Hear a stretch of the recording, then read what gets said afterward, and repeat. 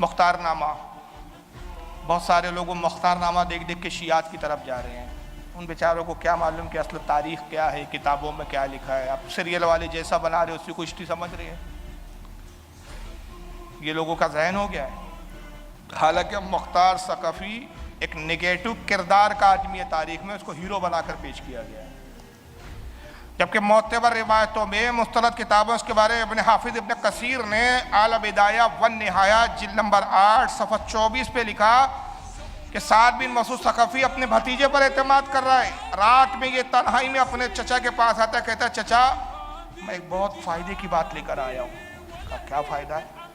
کہا کہ اگر ہم امام حسین کا سودا امیر معاویہ سے کر لے اور اس بات پر ہم امیر معاویہ کو آمادہ کر دے کہ ایک بڑی انعام اور اکرام اور ایک بڑی رقم ہمیں دے اور اب اس کے عوض حسین کو معاویہ کے حوالے کر دے تو آپ کا کیا خیال ہے؟ امام حسن کا سودا کر رہا ہے کم بخت، اور اس کو آج ہیرو بنا کے مختار نامہ میں پیش کیا ہے. مختار ثقفی نے جیسی یہ کہا تو سعد بن مسعود ثقفی وفادار اہل بیت نے زور کا تماچا رسید کیا کہ بدبخت میں تو تجھے بھروسہ کر رہا ہوں، تو میرا بھتیجا ہے اور میں نے تجھے اس لیے یہاں بلایا کہ تاکہ تو امام علی مقام کی امام حسن کی حفاظت کرے. مجھے اپنے لوگوں پر بھروسہ نہیں، اپنے محافظوں پر بھروسہ بھی نہیں، لیکن حال تو یہ ہے کہ سب سے بڑا تو آستین کا صاحب تو ہی ہے.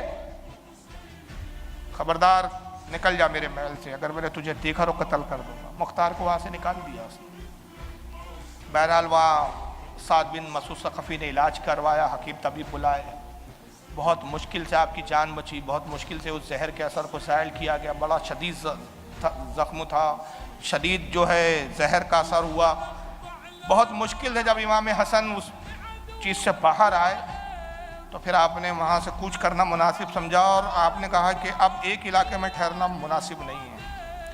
چنانچہ وہاں سے آپ مختلف علاقوں میں ہوتے ہوئے نکلتے ہیں. موصل پہنچے، کچھ عرصہ وہاں قیام کیا، وہاں بھی آپ کو کچھ خطرات محسوس ہوئے. اس کے بعد پھر آپ دوسرے علاقوں میں پہنچے موصل کے علاوہ، جہاں جاتے خطرات محسوس ہوئے. جب آپ نے دیکھا کہ ہر طرف خطرہ ہے، کوئی بھی یہی چاہتا ہے کہ یا تو مجھے قتل کر دے یا مجھے گرفتار کر کے پکڑ کے کسی طرح معاویہ تک لے جائے اور انعام و اکرام حاصل کرے. آخر میں آپ نے بہت سوچ بچار کے بعد امیر معاویہ کو خط لکھا. 6 مہینے کا عرصہ رہا سے خلیفہ ہونے اور حضرت امیر معاویہ کو خط لکھنے کے درمیان 6 مہینے کا عرصہ. 6 مہینے میں آپ کو سمجھ میں آ گیا کہ خلافت ایک زہریلے پھل کو چبانے سے زیادہ آسان نہیں ہے. اس میں صرف جان کی بازی ہے، اس میں صرف تکلیف ہے، کرب ہے، اس کے علاوہ کچھ اس پہ فائدہ نہیں ہے.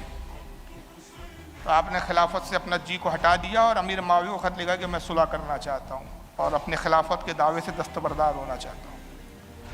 حضرت امیر معاویہ کا خط آیا کہ ٹھیک ہے، آپ اپنی طرف سے کوئی قاصد بھیجیں اور میری طرف سے جو شرائط آپ دیتے. پھر ایک روایت میں یہ آتا ہے کہ آپ نے کاغذ اپنا وہ بھیجا جو لیٹر پیڈ وغیرہ حکومت کا ہوتا ہے، اپنی مہر بھیجی اور کہا کہ یہ مہر ہے میری، یہ ہمارا کاغذ حکومت کا، آپ جو شرائط آپ لکھے، جن شرائط پر آپ معاہدہ کرنا چاہتے ہیں وہ شرائط مجھے منظور ہوگی. امام حسن نے شرائط ترتیب دی، امیر معاویہ نے دستخط کی، چند شرائط پر صلح ہو گئی.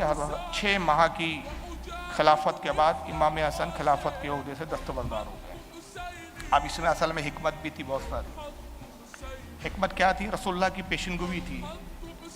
پہلی پیشن گوئی تھی کہ حضور نے فرما دیا تھا کہ میرے بعد خلافت 30 سال رہے گی، پھر حکومت ہوگی. اور یہ مستند کتابوں میں ان صفیہ رضی اللہ تعالیٰ عنہ، حضرت صفینہ رضی اللہ، حضرت صفینہ روایت کرتے ہیں، قال قال رسول اللہ صلی اللہ علیہ وسلم الخلافت فی امتی 30 سنہ. اللہ کے رسول فرماتے ہیں کہ میری امت میں 30 سال خلافت باقی رہیں گی. ثم ملک بعد ذالک، اور اس کے بعد پھر مملکت ہوں گی، اس کے بعد حکومت ہوں گی، خلافت ختم ہو جائے گی. اس حدیث کے تحت محدثین نے جب کینا حضرت ابو بکر سے لے کر امام حسن کے 6 مہینے تک ٹوٹل 30 سال ہوتے ہیں.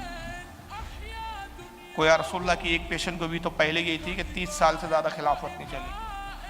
اور یہ حدیث جو ہے ترمذی میں، جامع ترمذی حدیث نمبر 2226، ابو داؤد میں سنن ابو داؤد حدیث نمبر 4646، مسند احمد میں حدیث نمبر 21928، اور صحیح بخاری کی حدیث ہے کتاب المناقب باب مناقب حسن والحسین حدیث نمبر 3746. یہ بھی ایک حدیث اس طرح اشارہ کرتی ہے کہ حضور کی پیشن گوئی پوری صادق آئی ہے. اور حدیث پاک ہے کہ عن ابی بکرۃ رضی اللہ تعالیٰ عنہ، حضرت ابو بکر نہیں، ابو بکر الگ صحابی ہے، ابو بکر الگ ہوتا ہے، ابو بکر الگ ہوتا ہے۔ حضرت ابو بکر رضی اللہ تعالیٰ عنہ کہتے ہیں کہ قال سمعت النبی صلی اللہ علیہ وسلم علی منبری والحسین الی جنبہ، کہتے میں نے رسول اللہ کو اس وقت یہ کہتے ہوئے سنا کہ جب آپ کے پہلو میں امام حسن بیٹھے ہوئے تھے۔ امام حسن کو حضور نے اپنے منبر پہ اپنے پہلو میں بٹھا رکھا تھا۔ ینظر الی الناس مرہ وعلیہ مرہ، ایک نظر آپ امام حسن کو دیکھتے، پھر ایک نظر آپ مسلمانوں کو دیکھتے، مجمع کو دیکھتے۔ ویقول، پھر آپ نے ارشاد فرمایا ابنی ھذا سید، کہ لوگو یہ میرا بیٹا سید ہے، میرا یہ بیٹا سردار ہے۔ وَلَعَلَّ اللَّهَ أَن يُصْلِحَ فِيهِ بَيْنَ فِئَتَيْنِ مِنَ الْمُسْلِمِينَ، فرمایا کہ میرے اس بیٹے کی وجہ سے اللہ تعالیٰ مسلمانوں کے دو گروہوں میں صلح کروائے گا۔ اسی حدیث کی بنیاد پر ہمارے علماء کہتے ہیں کہ امیر معاویہ پہ لعن طعن کرنا، ان کو معاذ اللہ فاسق، فاجر، گمراہ، کافر کہنا یہ جائز نہیں، کیونکہ رسول اللہ نے دونوں گروہ کو مسلمان فرمایا ہے۔ ورنہ مسلمانوں کے دو گروہ میں کیا کروائیں گا؟ صلح کروائیں گا، میرا بیٹا سید ہے۔ تو نبی کی حدیث، نبی کی پیشن گوئی اس وقت پوری ہوئی کہ جب آپ نے امیر معاویہ سے صلح کر لی۔